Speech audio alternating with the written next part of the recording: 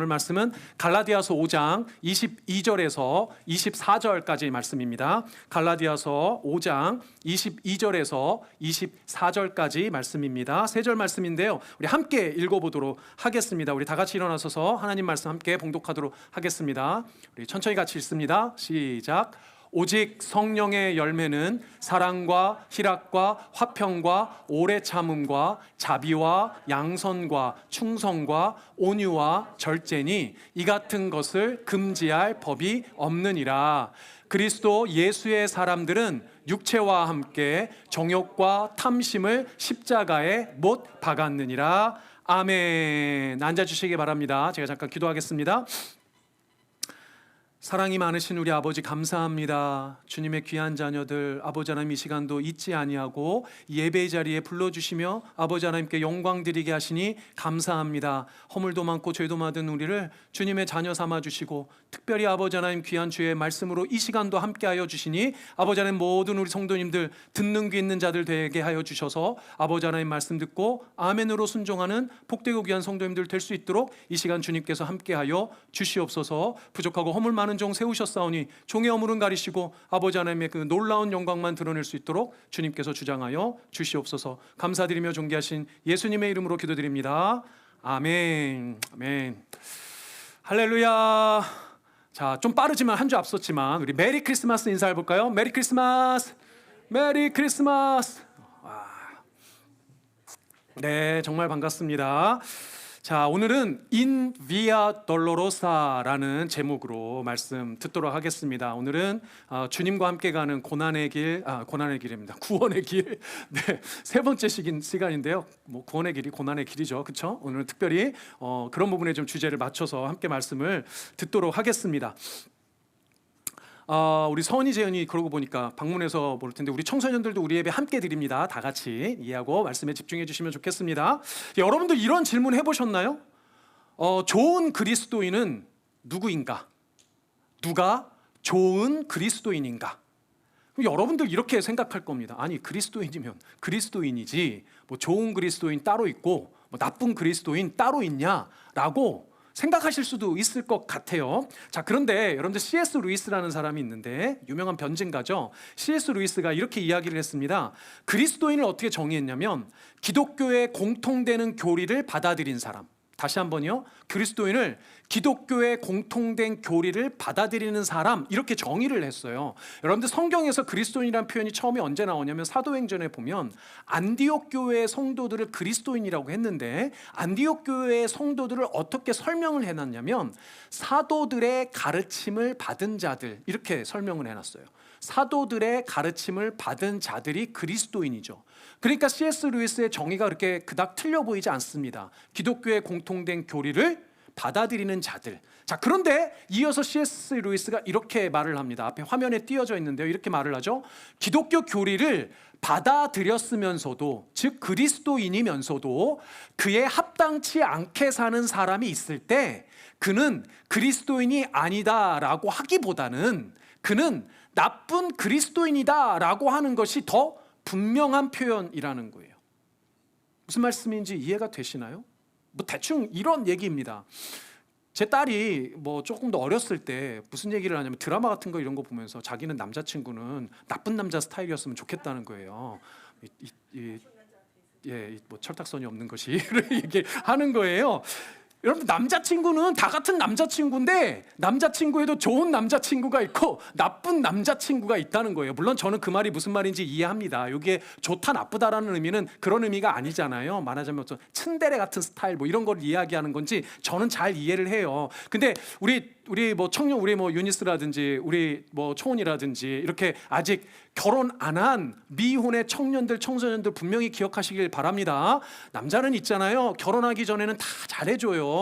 결혼하기 전에는 다 잘해주다가 결혼하고 나면 어떻게 될지 몰라요. 그러니까 결혼하기 전에 잘 봐야 합니다. 근데 어쨌든 중요한 거는 좋은 그리스도인, 나쁜 그리스도인 이런 게 있냐는 거죠.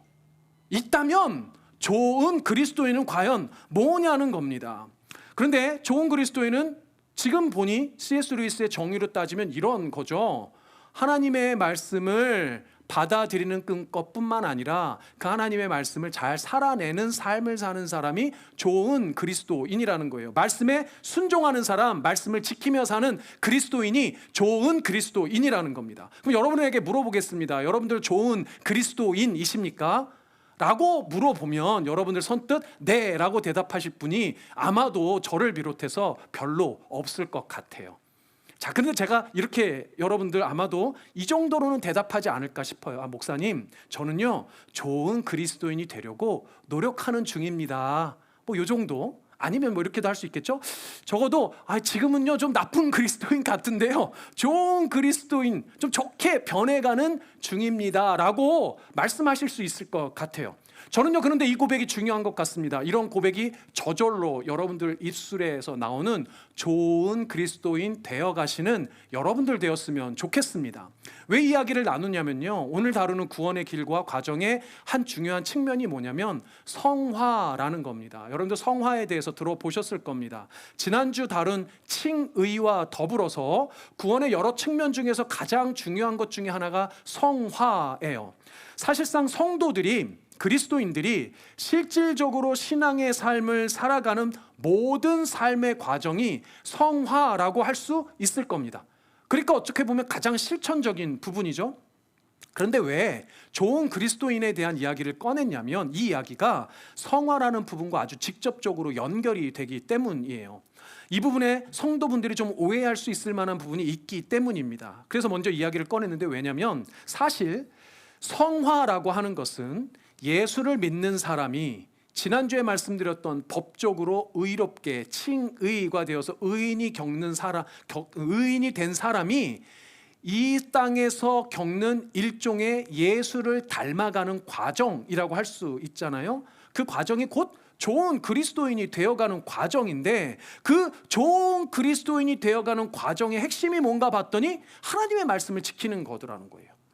다르게 표현하면 율법을 잘 지키는 것, 율법을 순종하는 게 성화라는 거죠.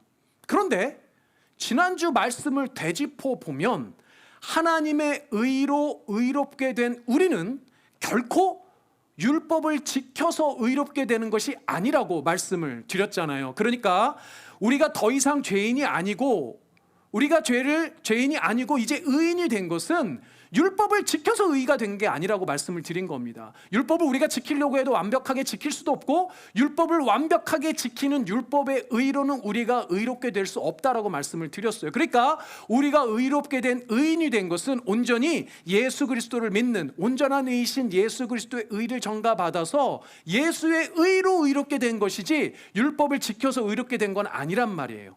그런데 예수로 인해서 예수를 믿음으로 의롭게 된 의인이라면 어떻게 해야 되는 겁니까? 말씀을 지키는 삶, 율법에 순종하는 삶을 살아야 한다는 거예요. 그러니까 여러분들이 논리적인 순서를 명확히 해야 된다는 겁니다. 논리적인 순서는 어떻게 되는 거예요?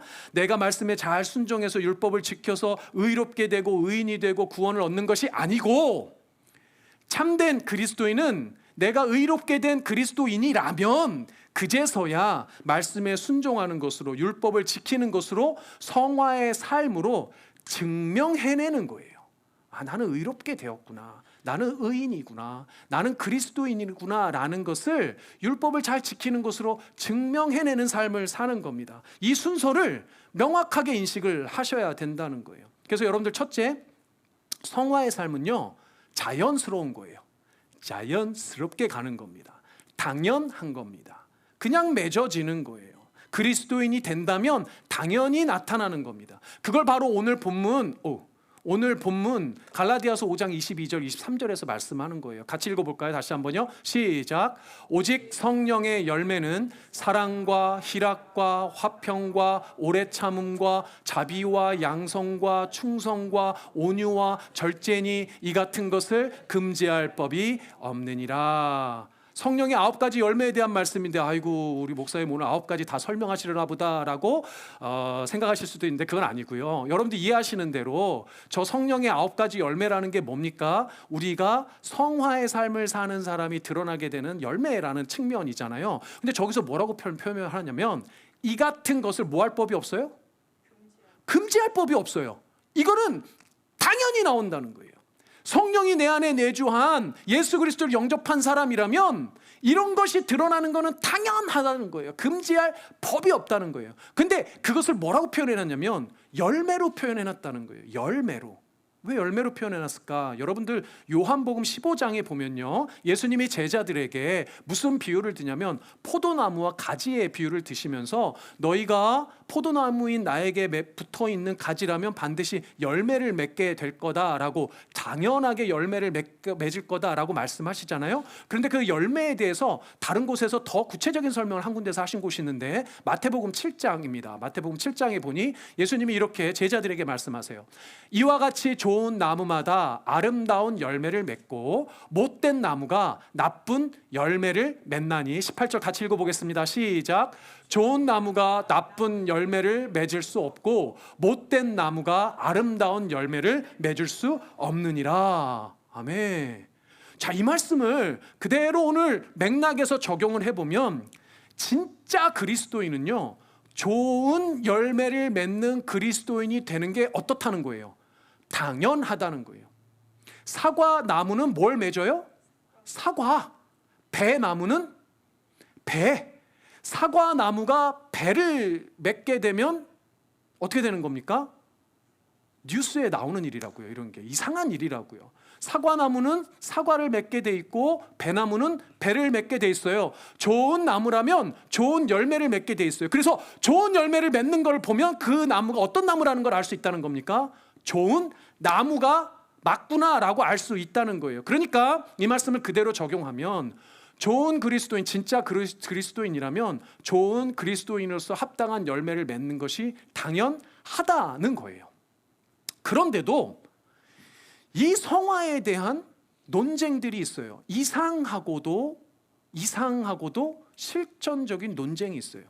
그게 뭐냐면 성화가 진짜 있냐는 거예요. 성화가 진짜 있는 거 맞아? 정말 예수 믿으면 변하는 거 맞아? 진짜 성화는 있는 거야? 이런 논쟁들이 있습니다.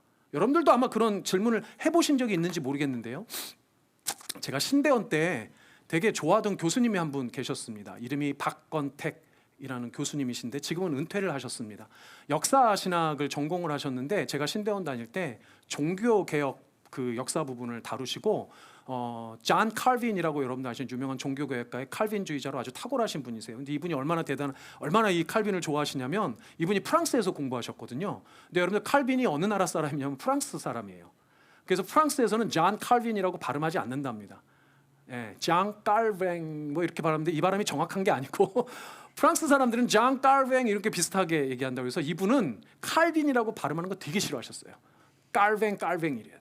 진짜 철저한 깔뱅주의자이시고 아주 뭐 종교개혁에 대해서 교리에 대해서 너무나도 탁월한 분이시지 않겠습니까? 근데 제가 이분을 좋아하는 큰 이유가 신앙의 자유를 어떻게 실천하면서 사는지를 너무 잘 보여주시는 분이에요. 그러니까 자타가 인정하는 괴짜.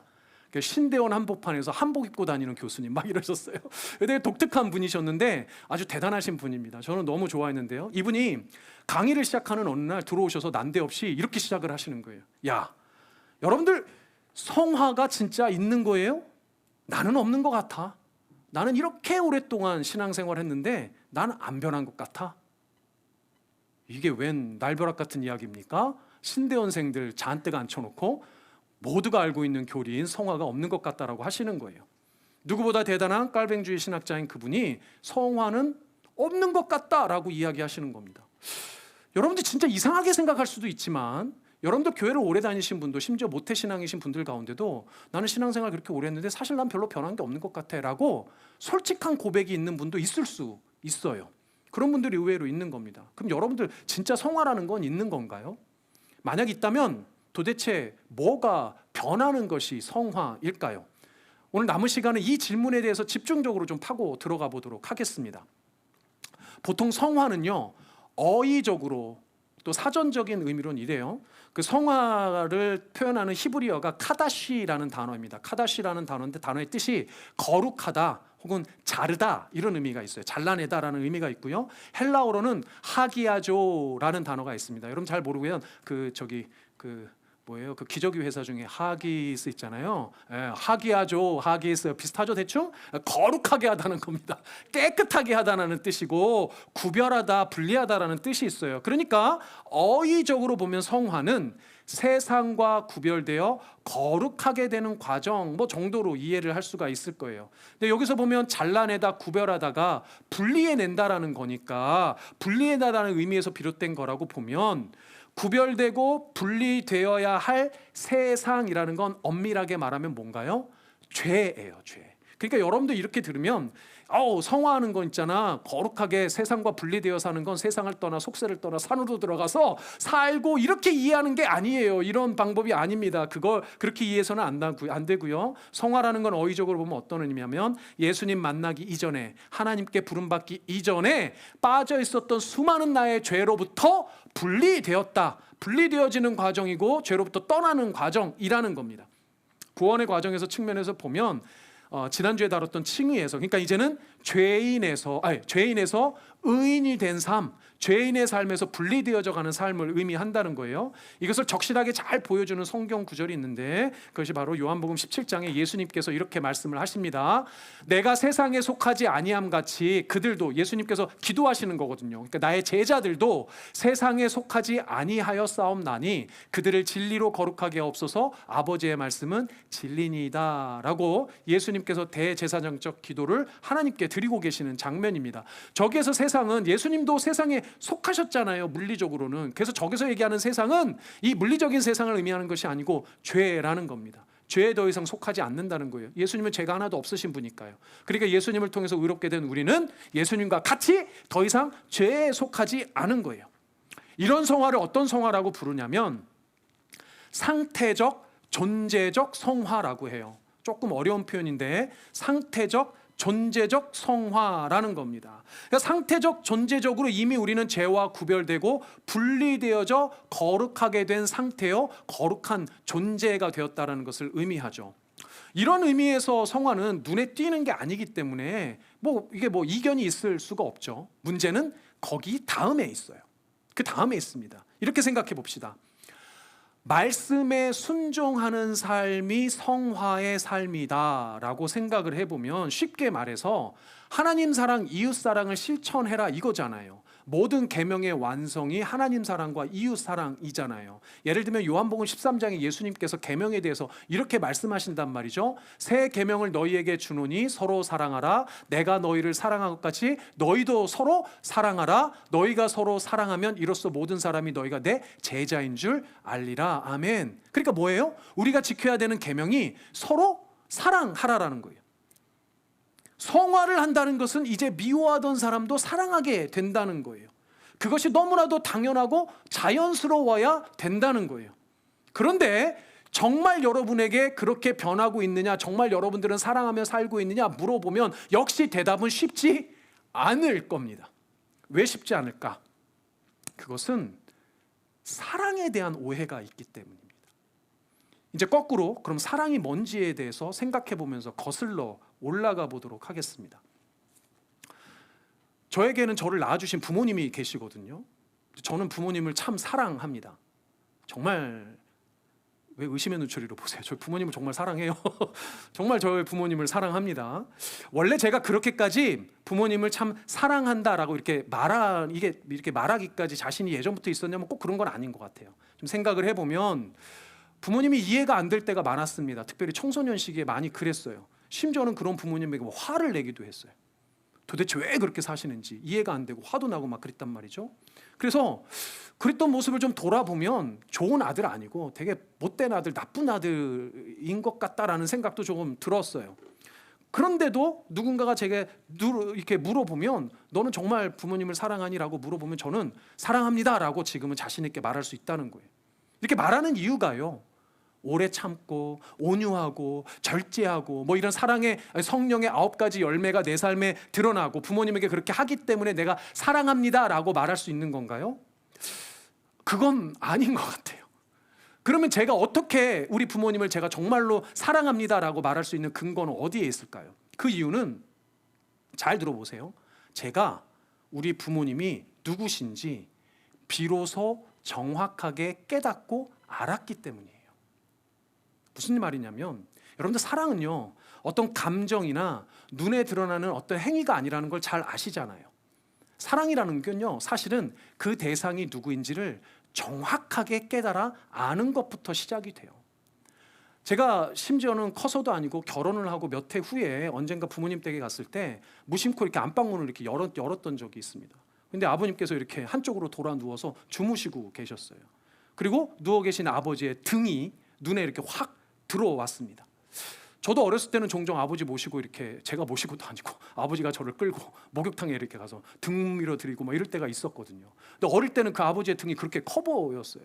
그런데 그날 그렇게 이렇게 무심코 봤던 아버지의 등이, 저희 아버지가 체구가 크시지 않아요. 작으시거든요.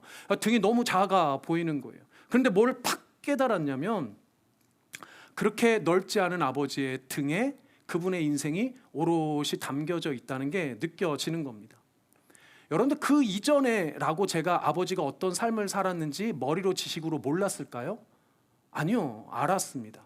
그런데 그날 그 등에서 그 아버지의 치열한 삶이 보였어요.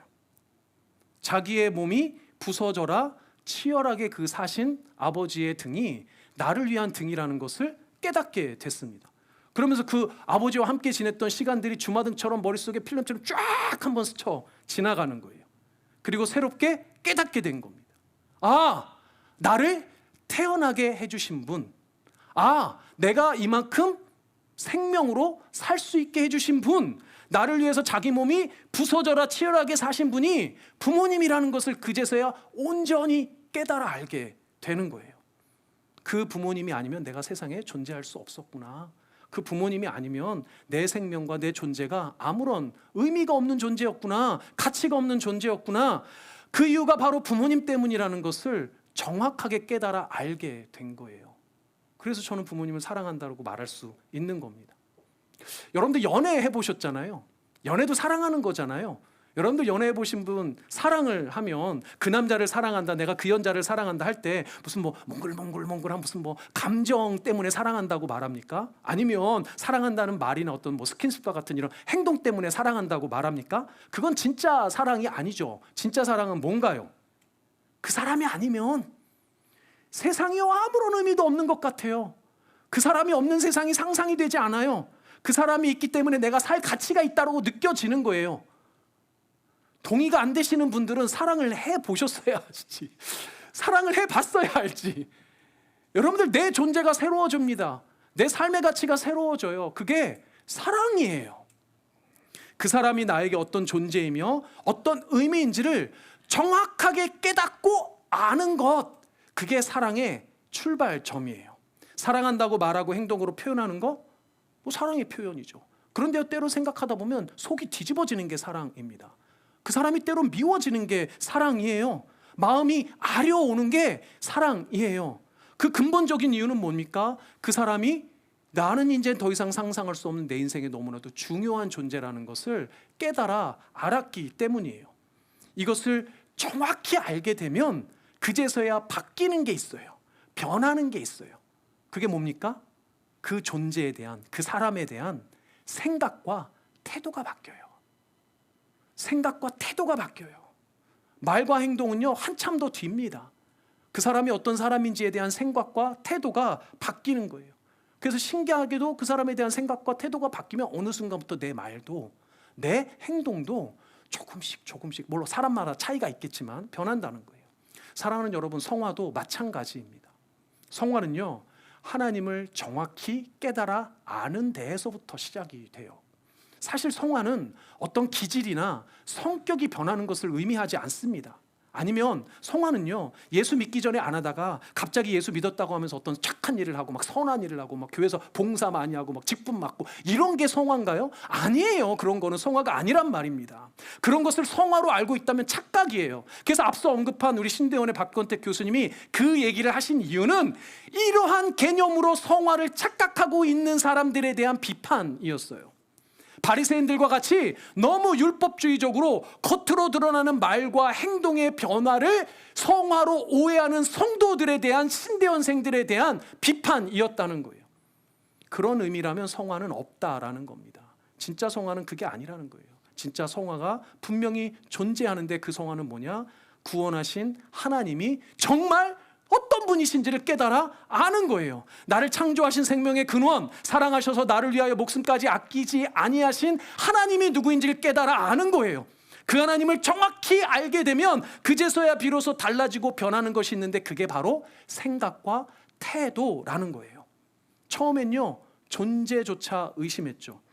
그런데 분명히 살아있는 하나님이시더라는 거예요. 더 나아가 나를 인격적으로 사랑하시는 분, 구원하셔서 지금도 나와 함께 하시며 끝까지 책임져 주시는 분이 하나님이시라는 것을 깨달아 아는 겁니다. 나의 죄를 사하기 위해 십자가까지 지셨어요. 부활 승천해 주실 뿐만 아니라 다시 오셔서 나를 완전히 구원해 주실 심판주라는 것까지도 이제는 온전히 깨달아 알고 믿게 된다는 거예요. 이전에 의심했던 모든 것이 사실이 되었고 이전에 의심했던 모든 것이 진리라는 걸 믿게 되었다는 거예요.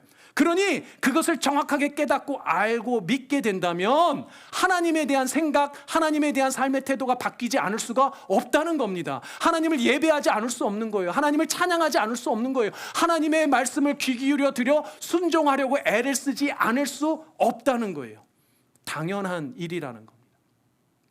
더 놀라운 사실은 하나님을 온전히 아는 그리스도인이라면 자기 자신에 대한 생각도 새로워져요.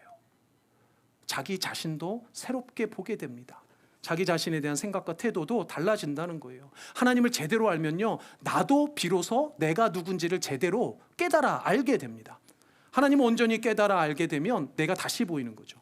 그것을 사도 바울은 오늘 본문에서 성령의 저 9가지 열매 이후에 이렇게 말씀을 하고 있습니다. 우리 같이 읽어볼까요? 시작. 그리스도 예수의 사람들은 육체와 함께 그 정욕과 탐심을 십자가에 못 박았느니라. 아멘. 진짜 그리스도인은요, 자기 삶을 돌아보니 깨닫는 겁니다. 내가 탐심으로 살았구나. 내가 정욕 가운데 살았구나. 나는 내가 하나님을 위해서 산다고 생각했는데, 나는 교회를 위해서 산다고 생각했는데, 나는 그리스도인이라고 생각했는데, 돌아보고 깨달아 보니, 알고 보니 나는 내 이기심으로 살았구나라는 것을 깨닫는 거예요. 그리고 그 삶을 이제 십자가에 꽝꽝 못 박아버리고 다시 자기 자신의 삶을 새롭게 바라보게 되는 겁니다. 그러니까 이런 거예요. 예수를 믿었는데도요, 여전히 불같이 화를 내는 경우도 있어요. 예수를 믿는다 하는데도 소심하고 나약한 기질과 성격이 변하지 않는 모습을 보게 됩니다. 그래갖고 막 회개하고 막 이러는 경우들도 있잖아요. 그런데 여러분, 앞서 말씀드린 대로 성화는 내 기질과 성격이 변하는 게 아니에요. 뭐가 변하는 겁니까? 하나님께서 나에게 주신 내 기질과 내 성격과 내 은사와 나의 됨됨이를 다시 보게 되는 거예요. 나를 보는 눈이 바뀌는 겁니다. 이전에는 변한 것이 없는 것 같은데 가만 보니 나를 보는 생각과 태도가 달라지는 거예요. 불과 같은 기질이 어떻게 보이는 겁니까? 담대하게 복음을 전하는 열정으로 보이는 거예요. 여러분들, 소심하고 나약해 보이는 내 성격이 눈에 잘 보이지 않는 이 세상의 어두운 것을 볼 수 있는 세심함과 사려 깊음으로 다시 보이기 시작하는 거예요. 사랑하는 여러분들, 여러분들에게 주신 하나님께서 주신 기질과 성격과 은사는 하나님께서 다 그렇게 맞춤으로 주신 겁니다. 그 자체가 변하는 것이 아니라 그 자체를 보는 시선이, 생각이, 태도가 변하는 거예요. 이처럼 성화는 오히려 눈에 드러나는 어떤 것이 아니고 보이지 않으나 내가 세상을 바라보는, 하나님을 바라보는, 나 자신을 바라보는 생각과 태도가 바뀌는 것에서부터 시작이 된다는 겁니다.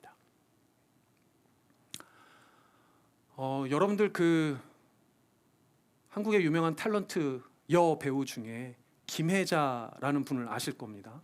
이분이 사실 권사님이세요. 이 김혜자 권사님이 어느 모 교회에서 간증 토크를 하는 것을 제가 이제 보게 되었습니다.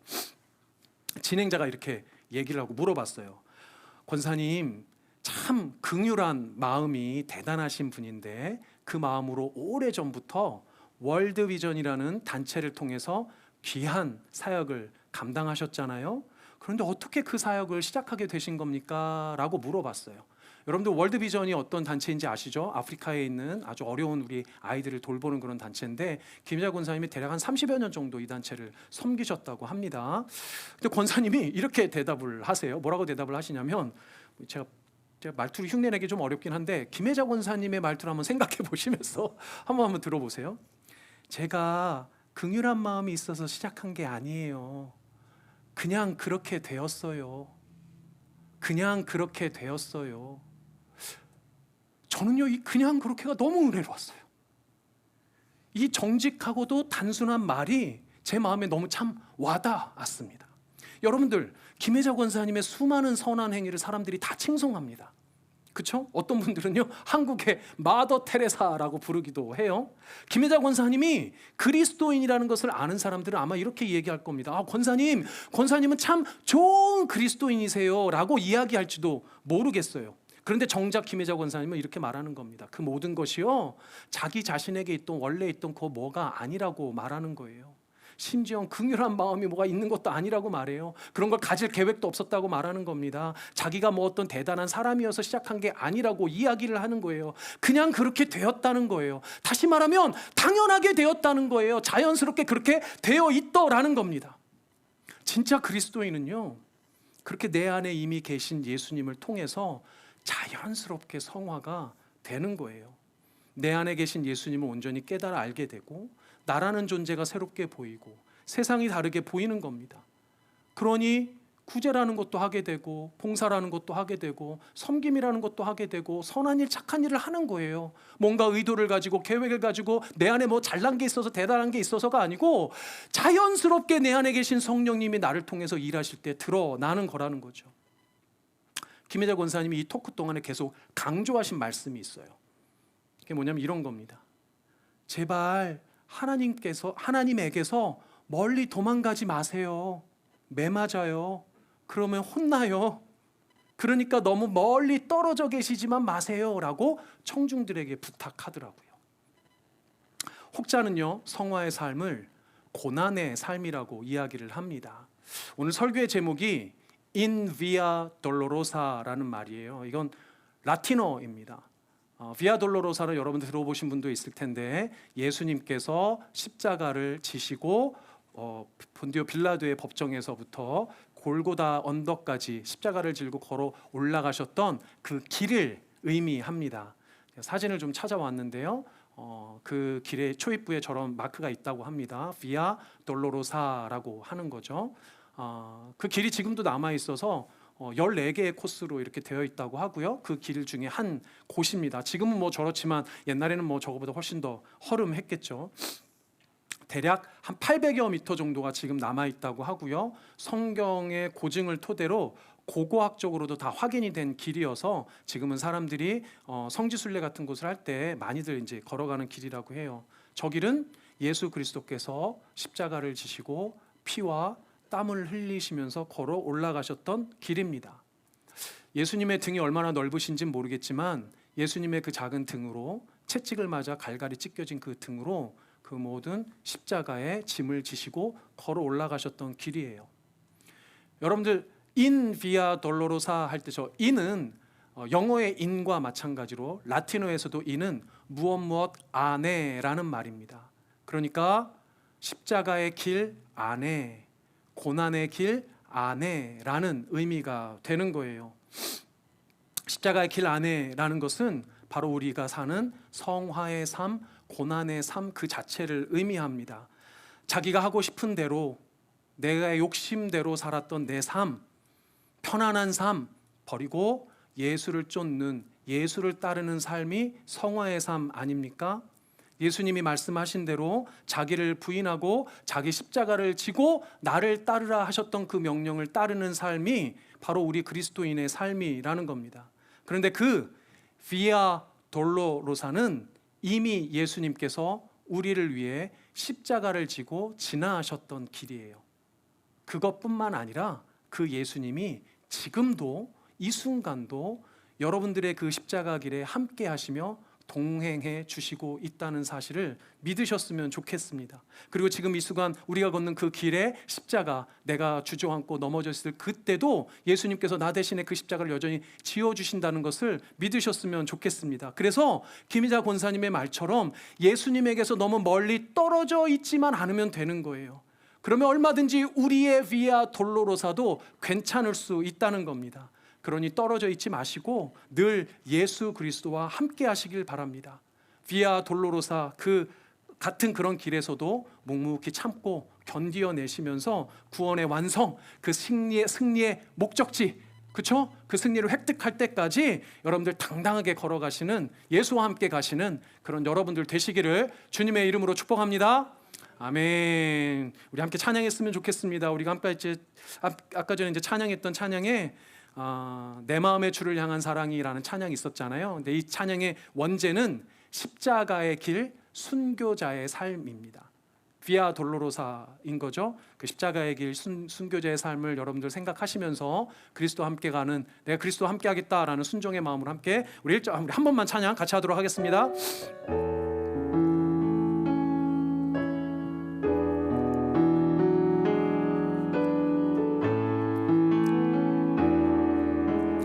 내 마음의 주를 향한 사랑이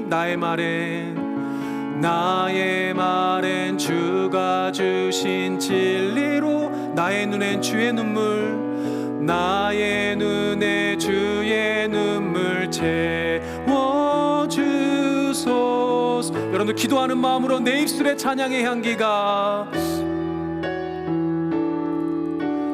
내 입술에 찬양해, 두 손에는 주를 닮은 섬김이, 두 손에는 주를 닮은 섬김이 나의 삶에 주의 흔적 남게 하소서. 나의 삶에 주의 흔적 남게 하소서.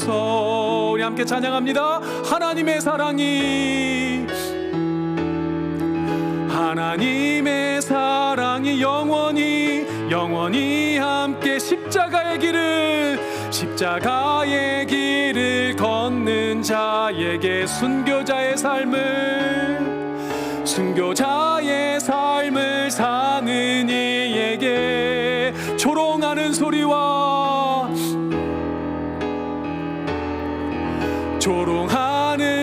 세상 유혹 속에도 주의 순결한 신부가 되리라. 내 생명 주님께 드리리. 주님께. 우리 다시 한번 후렴 다시 한번 하겠습니다. 하나님의 사랑이 영원히 함께하리. 아멘. 하나님의 사랑이 영원히 함께 십자가의 길을 걷는 자, 순교자의 삶을 사는 이에게, 조롱하는 소리와 세상 유혹 속에도, 아멘, 조롱하는 소리와 세상 유혹 속 주의 순결한 신부가 되라. 멸한 신부가 된 내 생명 주님께 드리리.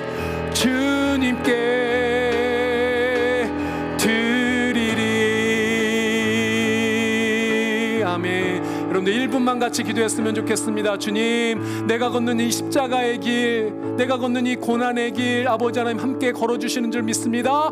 나를 구원하시고 나와 함께 하신 예수 그리스도 의지하며 내가 이 고난의 길, 십자가의 길일지라도 아버지 하나님의 능히 잘 감당할 수 있도록 주님께서 주장하여 주시옵소서. 내 삶의 모든 어려움들 다 이겨내고 하나님과 이 십자가의 길 잘 갈 수 있는 그 기쁨의 길 될 수 있도록, 감사의 길 될 수 있도록 주님께서 역사하여 주시옵소서. 우리 주님 앞에 기도하며 나아가도록 하겠습니다. 기도합니다. 존귀하신 아버지 하나님 감사합니다. 주여 감사합니다. 아버지 감사합니다. 십자가의 길이요, 순교자의 길일지라도 고난의 길일지라도 이 십자가의 길 주님 앞에 아버지 하나님 감당하며 나갈 때 존귀하신 나의 아버지여, 나와 지금 함께하고 계시는 줄 믿사오니 주님과 더불어 아버지 하나님 갈 수 있도록 도와주시옵소서. 고난 기쁨으로 갈 수 있도록 도와주시옵소서. 십자가를 지더라도 아버지 하나님 늘 찾아가며 갈 수 있도록 도와주시옵소서. 주님 안에 아버지 하나님 감사와 기쁨이 넘치는 사랑하는 성도님들 될 수 있도록 주님께서 역사하시고 함께하여 주시옵소서. 아버지 하나님께서 동행하여 주시옵소서.